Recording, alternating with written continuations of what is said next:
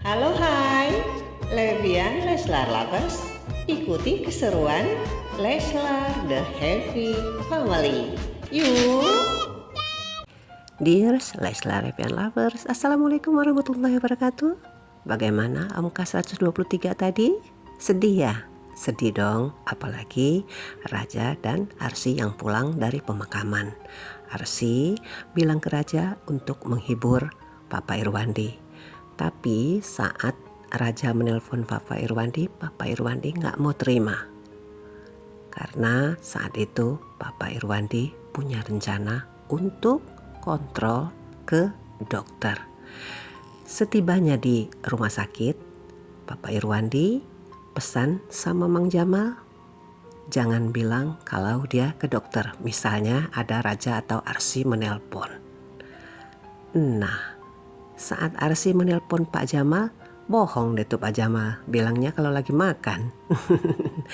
Bohong karena diperintahkan oleh Papa Irwandi. Hasil pemeriksaan dokter ternyata fungsi jantung Pak Irwandi hanya tinggal 30% lagi. Pantesan ya Pak Irwandi kelihatan pucat. Dan hasil lab yang ketinggalan di mobil mau diantarkan oleh Pak Jamal kepergok sama Dokter Iqbal. Tapi pas mau diambil sama Dokter Iqbal, saat itu diambil oleh Pak Irwandi. Gak ketahuan ya hasilnya ya. Raja dan Arsy setelah malamnya sudah hampir mau tidur sepertinya ya. Tapi habis sholat. Setelah sholat, Arsy mengajarkan Raja untuk mengaji. Masya Allah ya, membacakan surah An-Nahl ayat 70.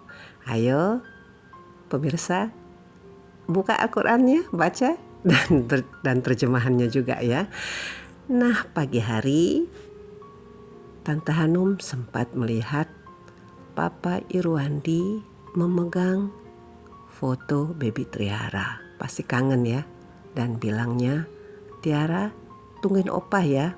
Papa Irwandi bikin takut Sementara itu Ibu Dahlia membuatkan ramuan tradisional untuk Pak Irwandi karena dia bilang Pak Irwandi sudah kelihatan pucat waktu di pemakaman.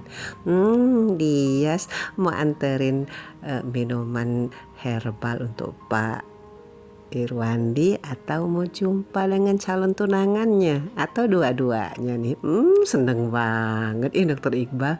Semeringah lagi berhadapan dengan Tante Hanum tanpa tahu apa yang ada di pikiran Tante Hanum.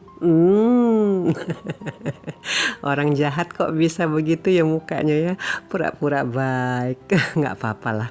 Dan Papa Irwandi sedang memperhatikan laptopnya yang berisi tentang rencana-rencananya, planning-planningnya. Dan ingat kalau dia kepengen bikin yayasan Irwandi Foundation. Dan terbuka juga proposal yang diajukan Arsy tempoh hari ya. Pengen bikin Irwandi Institute. Nampaknya gayung bersambut ya. Apa yang dicita-citakan oleh Pak Irwandi, itu pula yang ada di proposalnya menantunya tersayang, yaitu Arsy.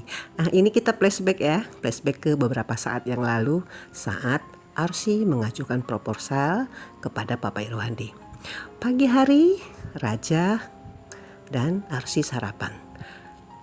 Arsy mengusulkan untuk mengajak Pak Irwandi berjalan-jalan.